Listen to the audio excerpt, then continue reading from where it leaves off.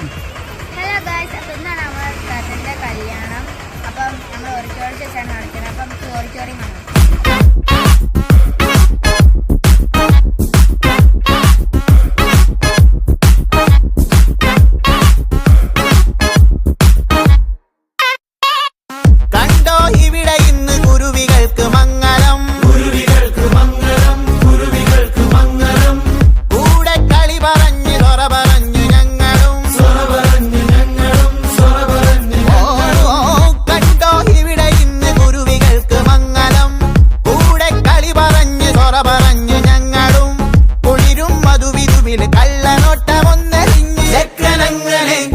നോക്കി നിന്നതും പെണ്ണിനുള്ളിൽ തന്നെ തിന്നത്തും